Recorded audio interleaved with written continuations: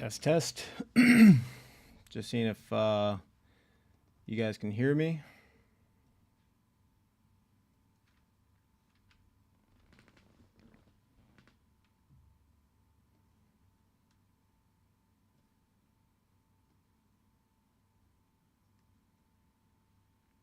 Hey, what's going on, Charlie? Man, I got the most bootleg setup right now. I'm like streaming off of another platform in order to get on YouTube because YouTube keeps saying that I got like some weird like camera problem. This is so bootleg. Oh man, this is horrible.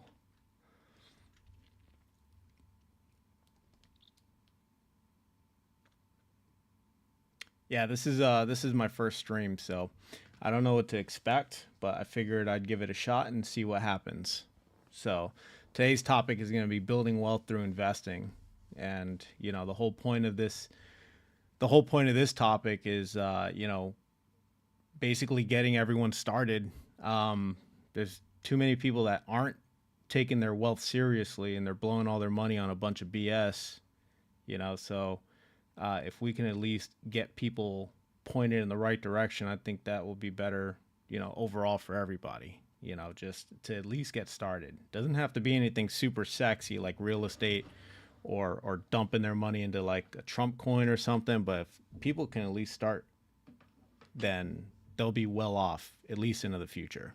At least I think. I don't know. I could be completely wrong.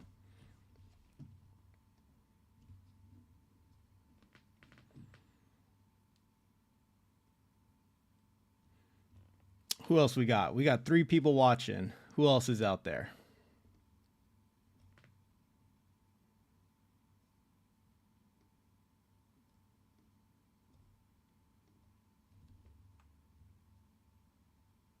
Yeah, like I said, guys, I got, the topic is building wealth through investing. And basically, the talking points that I want to kind of cover, and I'm just going to blurb on until someone asks a question, I suppose. But, there's all these terms out there: generational wealth, passive income, you know, um, monthly dividends, building, wealth, and all these terms out there. But nobody really kind of defines what these things are, or they really talk about it. Everyone knows what passive income is. Or if you don't, basically passive income is money you're not working for, right? Active income is your W 2 job. That's where most of your money's coming from. And then people will say, use your active income to build your passive income. Well, what exactly is passive income? And then you can use passive income to pass it off to the next generation, which is generational wealth, right? Um, yeah, there's so many different like there's so many different ways, there's so many different paths to this, but a lot of things don't define what these are, right? So we're gonna just walk through this and talk about what exactly is, generational wealth, what is passive income, what is investing. All right. So am I going to invest in any different or any differently now that Trump's in office? Uh, so I'm a big believer in real estate, as you might know. Trump is, with Trump in office, he has some bold plans, especially with regards to tariffs, and I think that's putting a lot of downward pressure on the markets, especially in real estate, because it's keeping mortgage rates even higher, indirectly, of course. And then, we get a lot of stuff from China and Canada for building homes, building houses, construction costs, things like that. All that's going to go up if these tariffs come to pass. So, with Trump being in office, I'm still very bullish on real estate. I think Trump will definitely work to boost the economy, but we're obviously going to have to go through some pain. I don't think I'm going to change any of my strategies. I think I think he is going to deregulate crypto a lot more because he's already kind of moving in that direction. He wants to, not tax overtime, which, if a lot of people take advantage of overtime and they use that overtime money to invest into either crypto or the stock market, Trump's going to have some law, something to basically incentivize that, incentivize investing in the stock market, incentivize investing in crypto. So that's what I think. I could be completely wrong. What's up, Mike? How's it going, man? So Charlie, you consider yourself a novice? Hey, that's perfect, man. Like, I'm glad you found this channel because I deep dive into everything. I don't try to gatekeep any information. The only thing I gatekeep, I suppose, is probably walking you through step by step how to do things, because that's all through the courses that I offer. But yeah, for a lot of information, I mean, it's out there, it's available, it's free, So I try not to gatekeep a lot of that stuff. And if I could at least help somebody get started investing, for their future, so they can get options later in life, then that would be perfect. A little bit about my story is, what's up, Mango? What's going on, brother? A little bit about my story is that, I had worked like a dog for basically 8 years, saved up a bunch of cash, and now I'm living here in Thailand completely out of the system, right? I don't have a job, and I'm doing this full time. I'm not gonna say I'm completely financially, free or independent or whatever, but it gave me an option, and I could take a year off. I could take 2 years off if I wanted to. So this is kind of what I'm focusing on now is building this platform, building this YouTube, and building this community. So, this having been able to invest gave me these options, right? Gave me these options. So that's my whole point, is that if people take their investing seriously, if they invest early enough and they invest consistently, they can have these types of options later in life, right?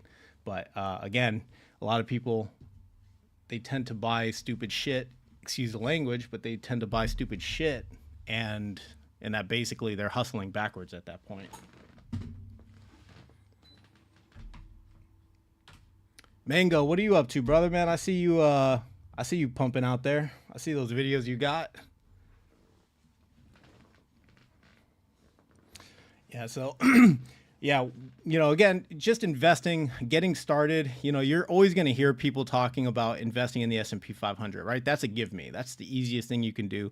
And it's like, why wouldn't you want to put your money in something like that, right? Why wouldn't you want to put your money into something like an S&P 500 that tracks the market, right? It's a very easy to give me. I think if you don't have that, at least a part of your portfolio, you could be setting yourself for some real bad times, especially if you're just investing in high yield assets like these, yield max cover call ETFs, or these cover call ETFs like QYLD, or even high yielding individual stocks. Mortgage REITs come to mind, something like AGNC, 15% dividend yield, but the damn share price has been declining pretty badly over time. So I think people should at least have that as a start. So Aloha State of Mind says, I'm cash heavy, but also have plenty invested in the market as well. What's your thoughts on cash? I think having cash on the side is probably the smartest move right now. I've said this in my previous videos. Having cash, sitting on cash, is so important right now, because I'm waiting for what Trump's going to do in the next 90 days. I'm looking and keeping my ears open, because what he says, what he passes, what he deregulates or whatever is going to affect the markets directly. It's going to affect the real estate market. It's going to affect the stock market. And you're going to want to have a sizable position in cash so you can deploy that into opportunities as they come up. So that's my take on having cash. And you can't go wrong with having a ton of cash in the bank account, right? You can't go wrong with that. It just gives you options to deploy the cash strategically and take advantage of opportunities as they arise. So Mango says, and I hope that addresses that as well, or as best as I can. Yeah, man, just trying to do the same thing you are. I really enjoyed talking about the portfolio and see other people like you doing this as well. Hell yeah, man. Hell yeah. Like, I mean, shoot. I gotta say, like, I was so scared at showing my portfolio in the early days, because if you look at my channel, I have videos from 2020, and you saw when I first had my REIT portfolio, my real estate income trust portfolio, it was at $1,000, and today it's sitting at about 185. So I mean, a lot has changed since then. Um, but it took me getting over the hump, like internally. I'm like, oh, people are gonna rob me. People are gonna hold me for ransom. I'm not that special, man. Like, I'm really not. There's so many other YouTubers out there that do it, and it adds a layer of transparency. It adds like a good faith, something in good faith. Like, there's so many YouTubers out there that, and man, I could name drop at least 3 of them, but I don't want to, because that's not good for karma. But there's so many YouTubers out there that say, like, oh, buy this, it's dropping now, right? But they never show the actual purchase ticket or the buy order or anything. Basically, they're just blowing smoke, right? And it's affecting their audience, because as far as I know, there's been a few YouTubers who like will say, go buy this stock. It's a generational wealth building stock, this kind of bullshit. And then they end up losing so much money. Like, their audience loses so much money. It's so sad to see. Like, it really irritates the living hell out of me. But yeah, like, Mango, you know it, man. Like, transparency is key in this space. Transparency, reputation, integrity is absolutely key in this space. Yeah, Galveston County Mike, man, always dropping gems. Yep. Yep. Having cash on hand outside of emergency funds. And that's another one, is emergency funds. I got to be honest, in the early days, early days, when I was like really like broke, I had an emergency fund. And then I read somewhere, and this made like super sense to me. Throw the emergency fund into the markets. Just throw it in, not into like a Tesla or anything, but like drop it into, like, I don't know, like S&P 500, right? If you have 1,000, just drop it in there. If that's your emergency fund, you can always sell it later and get the money out, and then use that as your emergency fund. But while it's sitting, it's collecting, it's growing. You can also put your emergency fund into something like a high yield savings account or something, and collect interest on it. Just having it there, if you don't like suspect you're going to need it, let it grow, let it get some cash for you. That's my opinion about emergency funds. But yeah, Galveston County Mike is 100% on that. The evolution of the dividend, man. I got a lot of hate on that video. There's a few comments on there, like, people were like, oh, I'm getting like 20% on my money. Like, okay, bro, like, that's cool. Do a YouTube video about it.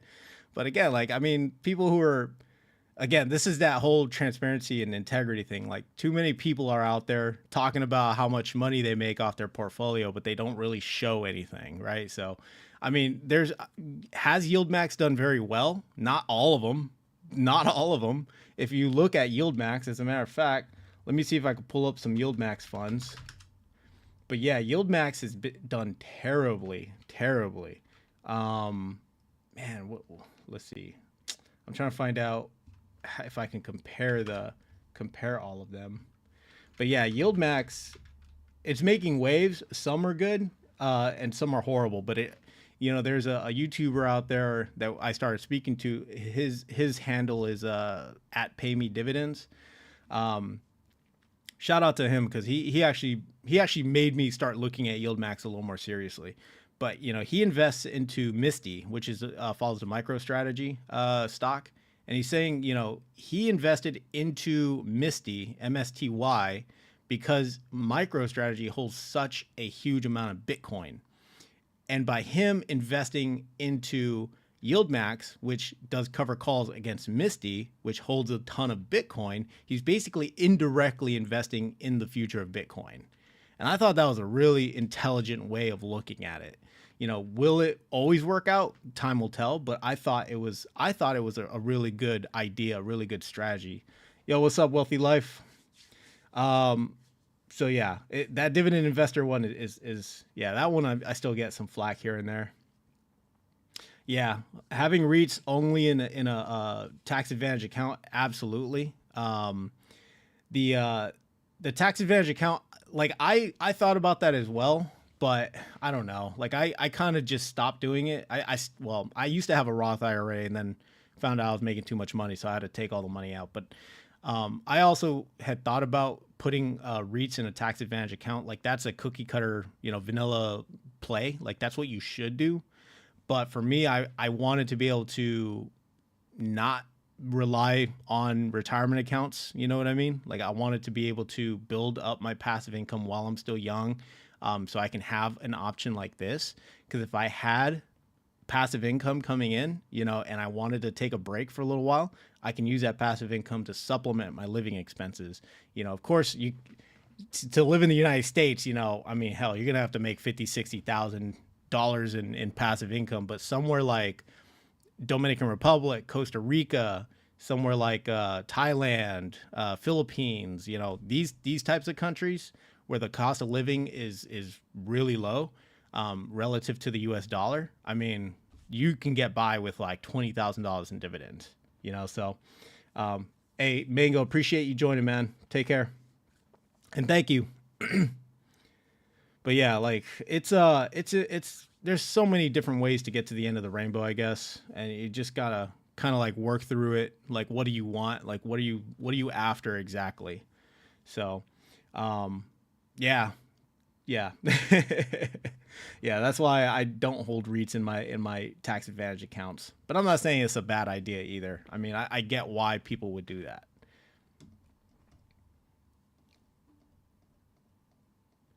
Yeah, I'm trying to find these Yield Max, this Yield Max website, so I can show some stuff, because I got it. I don't have StreamYard. Instead, I have OBS. So hopefully we'll be able to get the screen share going.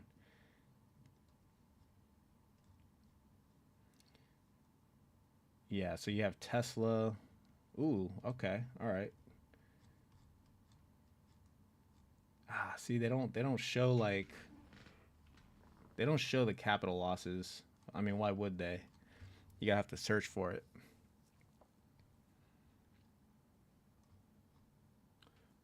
But let's do this. Let's see if we can do this.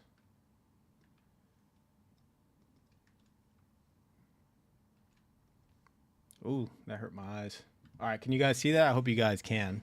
Um, Let me move my big head over here. Boom, there we go. All right, so yeah, this is obviously yield max stuff. But yeah, you have the Tesla option income strategy. Let's take a look at what Tesla's doing. Google.com. We got to go to Google USA because I'm way out here. And then we do TSLA. Boom. So yeah, if we're looking at this, so 5-year, looks like it's starting to jump. And I know one of our people out here has a ton of Tesla. So let's see how Tesla has been doing. It's been going down, which is, yeah, it's just been steadily declining, which is kind of rough. But yeah, the one I was talking about was Misty, and it follows the MicroStrategy company. So if we look at Misty, this thing, like, the share price isn't the whole story. So don't get me wrong. The share price isn't the whole story. We have to also look at the distribution, the dividends. So, but if we look at this, it looks like it's been doing well since last year. And if we look at MSTR, which is the MicroStrategy stock, and we look at it, I mean, this is almost in alignment with Bitcoin, right? Essentially almost in alignment with Bitcoin.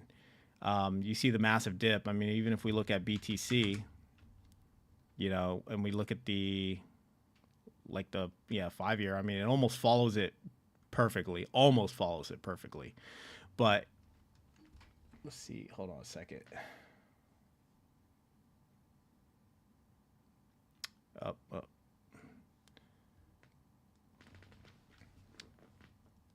Hold up.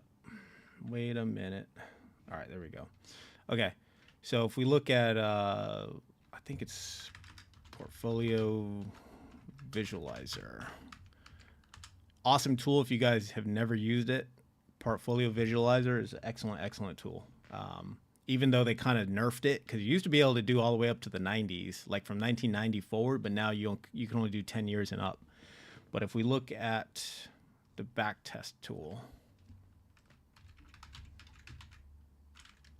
yeah. All right, so we're gonna edit this stuff. We'll call this Yield Max, and then We'll call this, we'll use the benchmark as SPY, which is your typical S&P 500. Yeah, we'll call this yield max. We'll call this MSTY. We'll do YMAG as an example, and then we'll do Tesla. So if we go down here, boom, boom, get rid of all this stuff.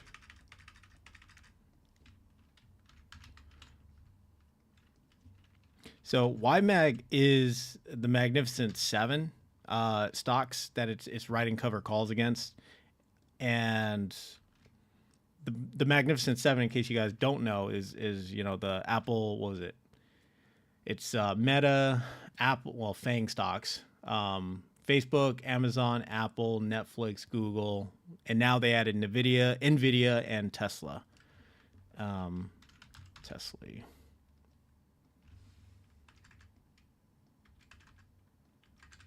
All right, so we're gonna also make this fun. We'll leave it at $10,000.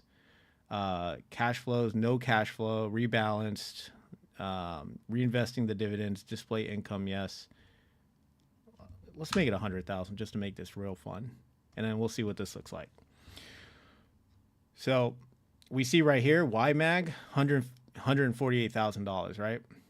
Misty $127,000. Wait, did I get Tesla and Misty mixed up? I think I did, because I think this should be swapped.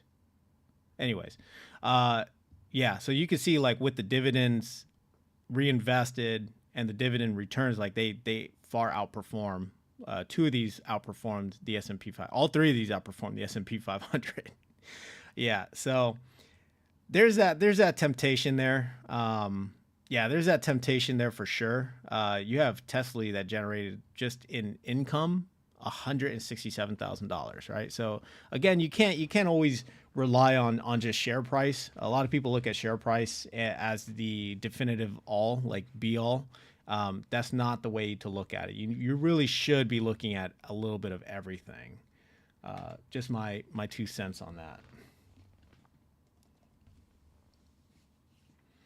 Yeah, so Wealthy Life says, yeah, with high yield dividends, the loss in valuation on the instrument. So basically NAV erosion is what we're talking about.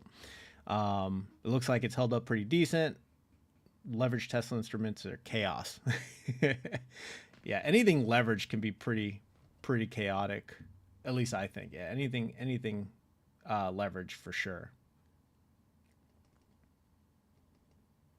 Yeah. Yep. That's the great thing about cover calls, is that at least even if they go down they don't capture as much as the upside, you're still going to collect the cover call premiums, which is nice. Same thing going on the downside. But yeah, it's you can collect probably more downside than anything.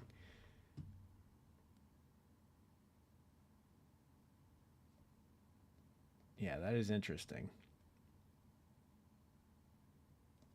Oh yeah. Yep. Yeah, so you really have to understand the underlying security when you invest in these really high yielding yield max type of funds, right? Or even any cover call, really, cover call ETF. You have to really just keep in the back of your mind, like, what are you actually betting on, I suppose. Is the stock going to go up? Is it going to go down? But it's all for the fund manager really to decide on your behalf. You just sit there, put your money in, collect dividends or collect premiums. Yeah, man.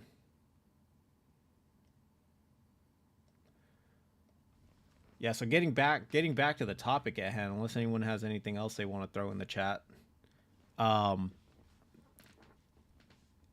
Does anyone else get kind of like iffy about when you hear the word generational wealth? I'm not gonna lie. I definitely used to think generational wealth was a thing, and then like someone really explained the whole generational wealth thing to me. He's like, unless you're a Rockefeller or a freaking Vanderbilt or a Bill Gates or someone, you're not building generational wealth. He's like, you're not. unless you have millions and millions and millions of dollars, you're not building generational wealth. And I was like, man, that's kind of harsh, but it also kind of rings true, because generational wealth, it seems to be like one of those buzzwords that float around in the finance space. Just like what was it? There's generational wealth, and then there's this other thing that keeps floating around, and it's like basically all the boomers are dying, they're selling off their stuff, and it's creating this huge opportunity, which maybe for some it is, but for typical retail investors, I don't think so. They Let's see. Wealthy Life asks, what about puts? Do they have cash cover put instruments? I don't know if they do. That is an interesting question. I've never heard of one, but that would be something to look into for sure. Cash covered puts. Yeah, that's interesting. Yeah, but yeah, getting back to the topic, building wealth through investing, and then this whole generational wealth, this notion of generational wealth. You know, I don't know, like I generational wealth. If you're building generational wealth, there's like a couple different parts to it, right? It doesn't always have to be the multi-million dollar bank accounts, right? It could be something as simple as education, teaching your children, teaching your son, teaching your daughter the right way to finance, budget themselves, etc. Right? It could be something as simple as that, because I grew up, and I'm sure a lot of us have grown up, and we had no financial education to speak of, right? All we knew was to go to work, get a job, or I'm sorry, go to school, get good grades, get a good job, right? Go into debt, buy a house, work for 40 years, retire, and then die, right? That was pretty much the operating system all of us were working on. And then, in comes this whole financial literacy thing, financial independence thing, and, building passive income, and, retiring early, and all this other stuff. And then that right there, that is the generational wealth, teaching and passing on that knowledge to the next generation. That is going to be the gold nugget right there. But yeah, this whole building a trillion dollar, million billion dollar portfolios and passing those investments on, I don't know. I don't really buy into that stuff. Like, shit, when I started investing, like, I had no idea where to start. I didn't even know what a mutual fund was. I didn't know what an ETF was. I didn't even know what a stock was, right? And I asked the question so many years ago, what do the rich buy?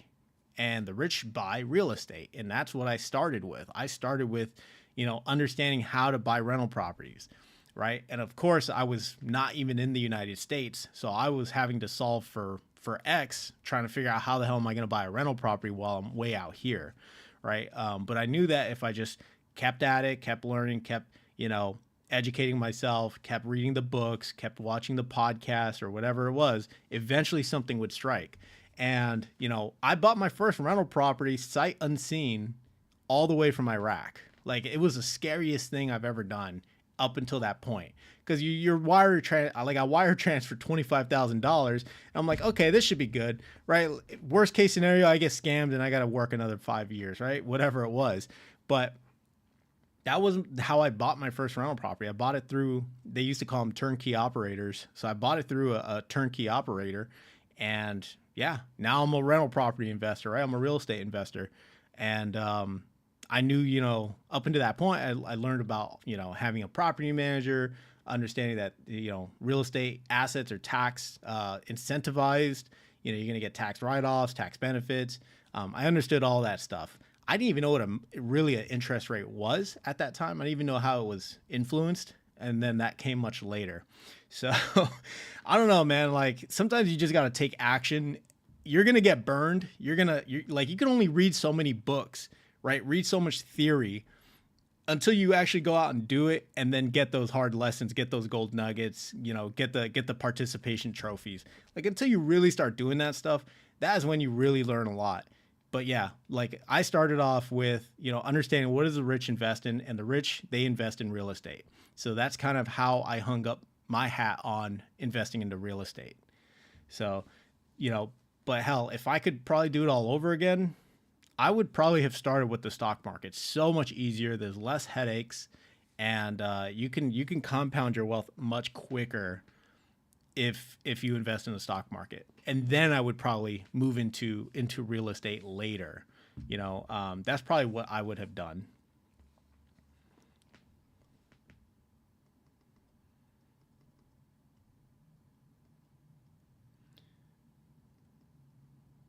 You know, you missed a stream on RCE. I don't know if you were there or not, but um, Wealthy Life asked, "Are there any stocks you're looking into?"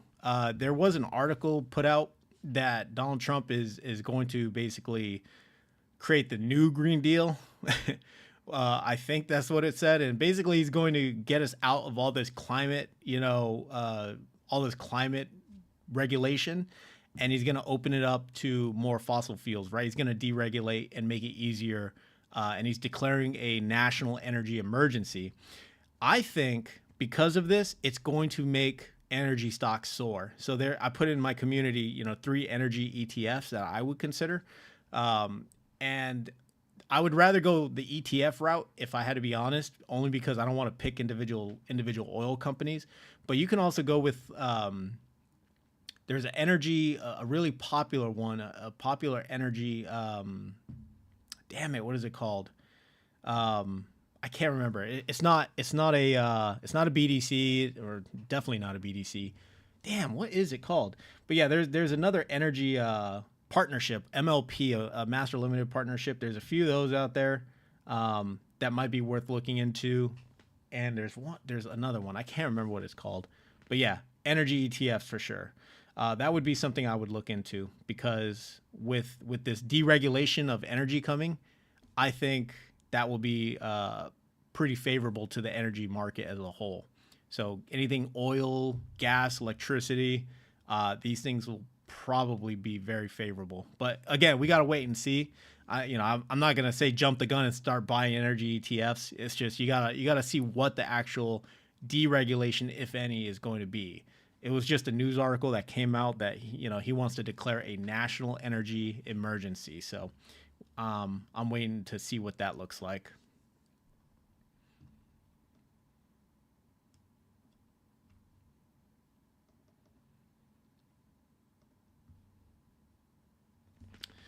Yep. Yep. Yeah, it's funny. Like whenever you're really investing, a lot of people, they rely solely on like Yahoo Finance articles, or some Reddit post, or something, and they take that as like pure conviction, pure 100% fact. Like, oh, this person said buy this because of this, right? And they go all in, they just start buying stuff. And I think that is the dumbest way an investor should go about it. The investor obviously should take some time and do their due diligence, right? The easiest way to do some due diligence is putting the stuff in Google and then asking it, tell me all about this, right? Or Google searching the ticker and reading the latest news about it.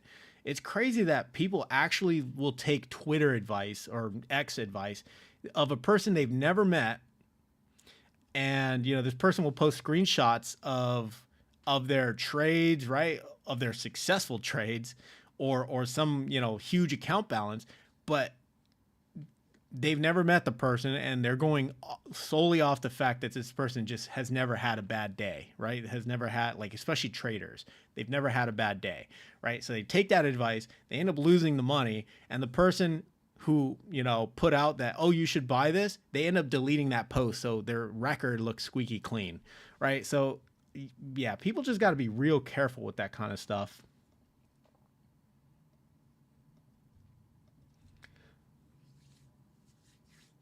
Oh, I got a text. JT, I don't know if you're in here, man, but welcome.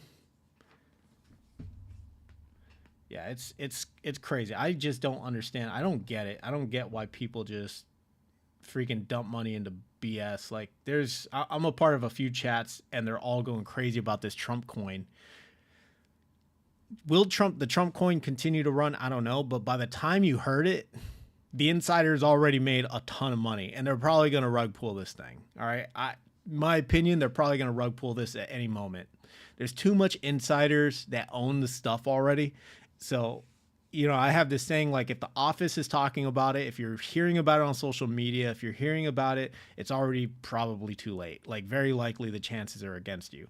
Like, when GameStop started running up, when GameStop was like going crazy, that's when it was all over. It was all over the news. It was all over, freaking Facebook, Instagram. It was all over. They were running ads on Blimps. They were running ads in New York, Times Square. They're running ads all over the place, right? By the time people heard it, it was already pumped and it was already about to be dumped, right? Like, people had already made a ton of money. They got out, and like, I know someone that made like 4 million off of GameStop. And he told me about 2 weeks before it started getting in the news to dump 100K into it. And I was like, hell no, I'm not going to dump 100K. I don't have that kind of money. And I didn't know anything about GameStop, right? And then it pumped. And then, like, I beat myself up about it, but I'm glad I didn't do it. Well, I ended up doing it way too late and ended up losing a ton of money. But again, that was my fault. I bought into the hype, into the fervor of GameStop mania, diamond hand this, and, don't paper hand that, and ended up losing a shit ton of money. So I don't do that anymore. It's just not my thing. Like, instead, I'd, focus on buying real, long-term passive investments. And that's really it. I don't even know what GameStop's at these days. I'm sure it's not doing well.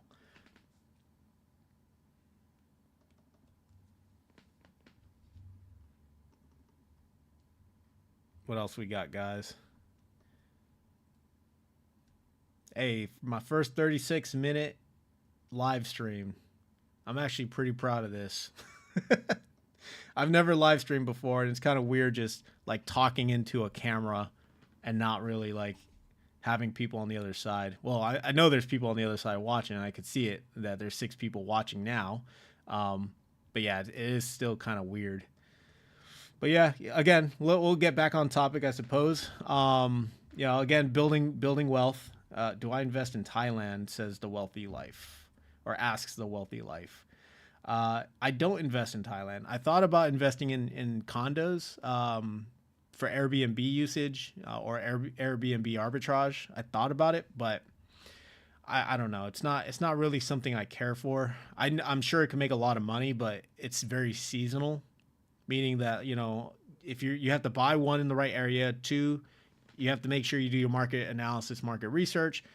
3, you need to compete with the thousands and thousands of other condos in Bangkok, or even Pattaya, or even Phuket, right? It doesn't, or Chiang Mai. It doesn't matter where these are all high volume tourist areas, but they're going to have their high seasons and low seasons. And I just don't want to deal with that. That's not for me, especially when you have like turnovers every other 2 to 3, maybe even a week. Like, when you have that much turnover, you got to go in, you got to clean the place, you got to make sure it's good, spotless, and then you got to deal with the actual tenants. And again, I'm getting away from the tenant stuff.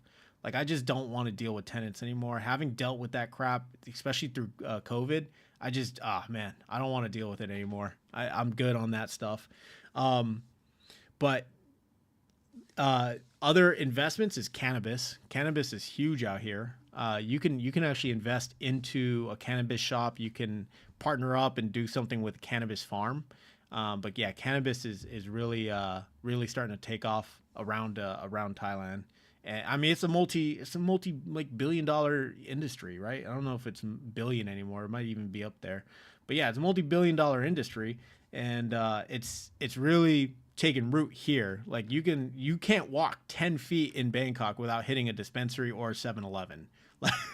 That is 100% a fact. If people lived out here in Thailand, they would know, like, they would be able to tell you that this is a fact. You can't walk anywhere without hitting a cannabis or a freaking 7-Eleven. That is just the way it is.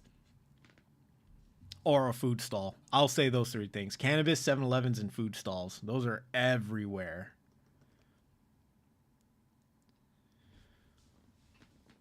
So yeah, more on again, building wealth through investing.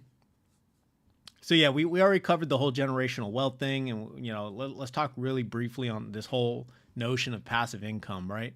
So again, we know that active income is coming from your W-2. It's coming from a job, right? You're working 40 hours to make this money, right? 40 to 60 hours, whatever it is. this notion of passive income is money that you're not working for, and it comes from a different couple of sources. It comes from your dividend paying stocks. It can come from cash flow from rental properties. It could come from other investments. Even capital gains could be considered passive income, in my opinion, right? I don't know if that's a fact or not, but in my opinion, if you have a stock and it goes up, 10, 20%, that's money you didn't work for. And the value of that asset, the value of that investment went up, right? And that's money you did not have to work for. So, this notion of passive income is money you don't work for, that you're not trading your time for, and it's just continuing to make you money, right? And then to be able to take that money and reinvest it back into a portfolio of some sort, or reinvest it back into the investments you own, you can start to compound that wealth. You can start to compound that passive income, because as you buy more, so as you buy investments, the investments pay you. You use that money to buy more investments. The investments are going to pay you more. It's money making money. It's literally that, right? And that notion is the stuff that really excited me when I first started getting into or understanding investing, right? Understanding, dividend paying companies, dividend paying stocks, all that stuff. So that's the stuff that really started to excite me. And that was like when I started to really go down that rabbit hole of, this whole idea of passive income, because you can also have a business, but I don't think businesses are really passive in nature. Like, no business owner who's worth their salt is really going to tell you, oh yeah, businesses are passive, right? Real estate investing is passive. That's a false. Like, that's totally false. If you're going to invest in rental properties, man, it's basically another job, right? You're going to be dealing with tenants who are jerks. You're going to be dealing with passive aggressive tenants. You're going to be dealing with the property manager, right? You might have a shit property manager and you got to manage them. So it becomes like you're babysitting the tenant, basically, but yeah, passive income is money that you don't work for. You're not trading time for. You might check it, you might check the investment maybe monthly, quarterly, or something like that, maybe once a year, to just make sure that that the investment's still doing well. That makes sense, but it's still not a whole lot of time you're putting into it, right? Relative to like actively working a job. So passive income is definitely one of those pillars that a lot of people need to work on, especially when you want to build wealth, through investing.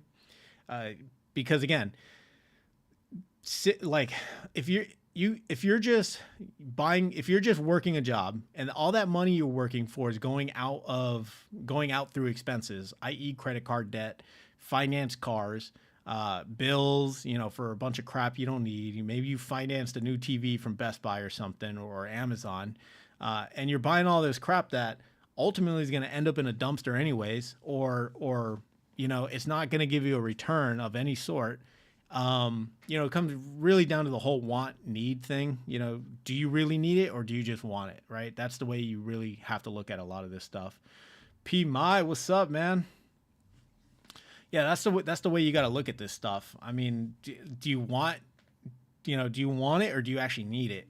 But yeah, putting a lot of people, including myself, I was just having a lot of my money go out through the expense column and into bills, right? I would pay off a credit card and then immediately I would go back out to the bars and clubs and malls and buy a bunch of crap on the credit card. And what do you know? I'm back in debt, right? It was almost like perpetual slavery. I was just working to pay off this credit card. It was embarrassing, really, now that I look back on it. I couldn't even pay off $1,000. And, yeah, it took me almost a year to pay off $1,000. It was embarrassing. That's how bad it was for me. Like, I was living paycheck to paycheck at one point. But yeah, like, building wealth, again, you have to have control of your expenses, your expenditures, understanding, and that's where the whole personal finance thing comes into play, understanding personal finance, understanding the strategies behind it. There's a lot of talk about, Dave Ramsey's snowball method, the avalanche method. I mean, they're good strategies. I've used them. I think they're pretty good, actually, but then you'll have like two camps. You'll have like the Dave Ramsey camp, and then you have like the Robert Kiyosaki camp, and then you'll have like a mix of somewhere in between, right? Because they're both extremists. When you really look at their content and what they talk about, they're both very extreme. And, essentially, if you could save money, put it, lower your expenses, put the money into investments, whether it's something as simple as the S&P 500 index like SPY or VOO, or even VTI, which is the total market index, if you could just put your money into that stuff, you can come out on top. Like you really can come out on top, and that would be the start of your passive income like journey. So the Wealthy Life is asking, I have been killing it with FSCSX and FSRPX. So those are the Fidelity funds, right? So I'm curious what the Fidelity funds are. Let's head back to the old Googles.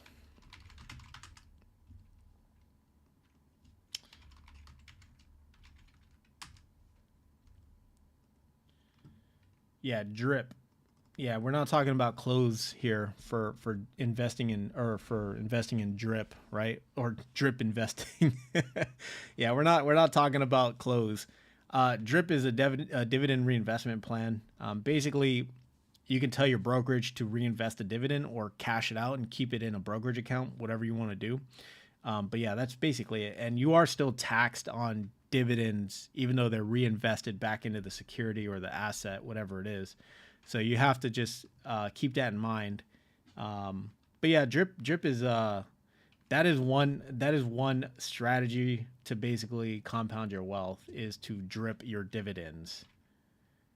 Let's see, what was I looking at? Oh yeah, FSCSX, Fidelity stock price. There we go. The select software and IT services. You know, I think I had something similar when I was with Fidelity. I had their semiconductor fund, and I beat myself up, but it was a mutual fund, but I beat myself up. I used to own that one. Yeah, I think it was FSELX was that ET or that mutual fund. Yeah, so that's a pretty decent one. FSRPX. Select retail portfolio. Fidelity Select Retail Portfolio. Ooh, man, you're really all right. That's what I'm talking about. Yeah, I don't think retail is going anywhere. People are always gonna buy crap. Like that's just the way it is. People are always gonna buy crap. I don't think people are going to stop buying things. Necessarily speaking, like maybe people aren't going to go to malls anymore, or there will be less people going to malls. I think maybe I think that is definitely going to happen out here in the rest of the world outside of the United States. There's a lot of like TikTok shops. You have Lazada. You have Talabat. You have a lot of stuff where people can just buy stuff online and then just have it shipped to their home or even delivered same day. Amazon in the United States. You have Uber. I think people are going to start going to malls less. And you can see that in the price reflection of, basically some of these retailers that own or that are placed in malls. And you can even see that in mall stocks or mall REITs. Like they are not doing so hot. The best one of the bunch is Simon Property Group, ticker SPG. That one is like the king of kings when it comes to malls. But even they have been struggling. They still have an excellent balance sheet, but they've been struggling for sure. Will another black swan event happen, like another pandemic? Will it shut down a bunch of stuff? I don't think so, but you never know. You could probably invest in malls as like probably a high risk play if you wanted to. The retail holds 25% of Amazon. Yeah, that's pretty good. Yeah, that's pretty good. Yeah, I can't see the holdings right now, but yep, I think that's gonna do it for me, ladies and gentlemen, or probably just gentlemen, because I know my YouTube stats are primarily males. Unless anyone has any other final questions, anything like that.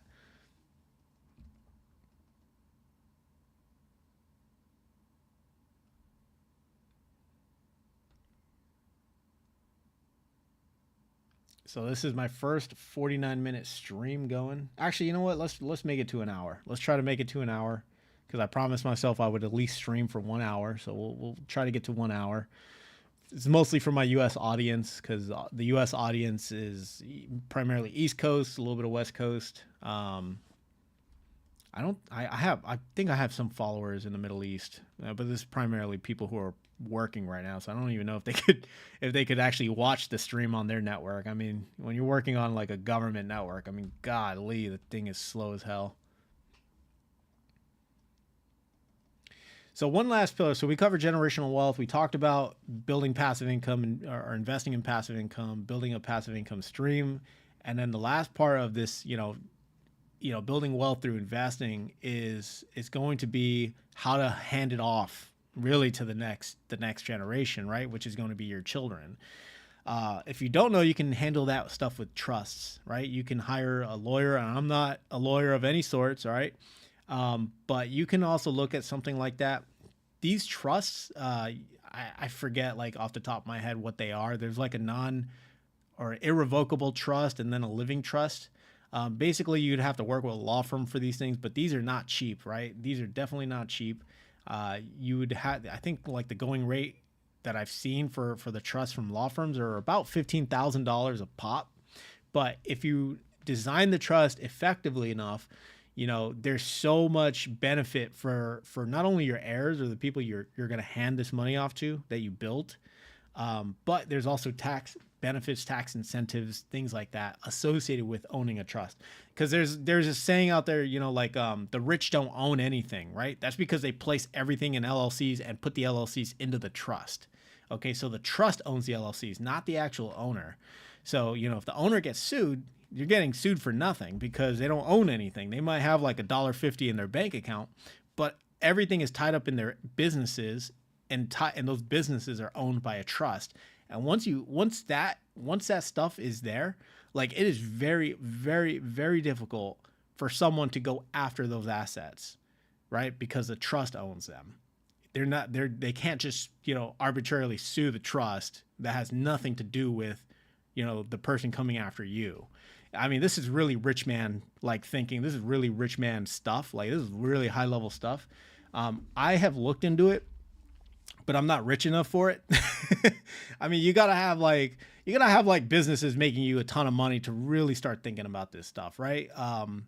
Because and it kills me every time people are like, oh, what tax benefits come with LLCs? There are no tax benefits that come with LLCs. All right. If anyone tells you that, they're selling you something. LLCs are strictly for asset protection. Asset protection. Okay. They protect your assets. They separate you from your assets. All right. Just say that one more time with me for the 5 people watching. LLCs do not offer tax advantages or tax benefits. They offer asset protection. All right. And then, the question usually comes up, well, when should I open an LLC for this, right? When should I get a business, blah, blah, blah. The answer is when you have something worthwhile to protect. If you have $50,000 to your net worth, is that really worth, the probably $400, $500 a year in, renewal fees and all that stuff for the LLC? I don't know. You tell me. Is anyone really going to sue you for $50,000? You tell me, right? Like until you start having something worth protecting, and I'm talking multiple rental properties, a huge portfolio, a business, when you start having this stuff, that is when you really should start thinking about LLCs and protecting your stuff. All right. Not when you're a sub $50,000 net worth and probably less than that because you have so much credit card debt. Probably not when that is going on. One strategy that it's not even a strategy, it's more of a tip that I learned when I was investing in rental properties that was actually pretty ingenious. When you buy a rental property, you're most likely going to take out a mortgage, right? So if you own a $100,000 home, you finance it 75%. So that means you put $25,000 into the property, right? And let's say somebody, just wants to sue you for some reason, right? And they want to go after your rental property. Well, the bank owns 75% of that property. It has a mortgage. The most they're going to get, they want that whole house. They want the whole $100,000, right? It ain't going to happen. It's not going to happen, right? Because you only have $25,000 in that. You think a lawyer is really going to want to waste their time coming after you for $25,000? Like, no, they're not going to do that. So I thought that was such an ingenious strategy or an ingenious tip. It's just always have your properties on mortgages because no one's going to really want to sue you for that stuff. But you also have legal protections as well, especially when it comes to tenants. You have the liability insurance that, are offered through insurance companies. Because it can happen, but it doesn't always happen like as much as people might think. when it comes to tenant liabilities, especially if you have a strong lease and it details exactly what they're responsible for. The example is, tripping and falling, coming down like a icy paveway or something like that. If you put in the lease that they're responsible for that, or if there's a law that says you have to do it, then you have to do it. But if you put it in the lease that no, the tenant's responsible for all that stuff, and they slip and fall, well, it's you're kind of protected in that sense. But of course, I'm not a lawyer, so don't hold me to that. Yep. But anyways, guys, we're at pretty much a minute 55. Is there anything else? Any other questions? Anything I could field for you guys?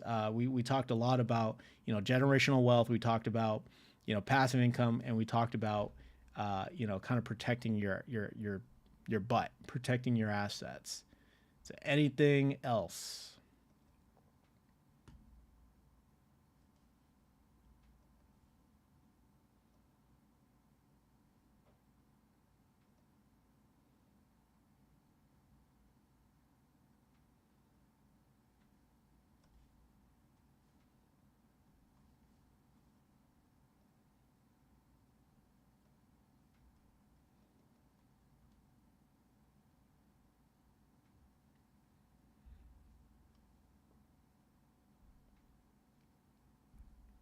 All right. Well, I think that'll pretty much do it. Last call for questions.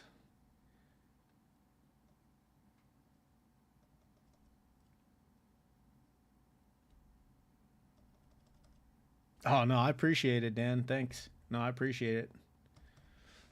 I don't know. I might try to do these streams a little bit more. I kind of like just doing them, but I want to get probably better at like choosing topics.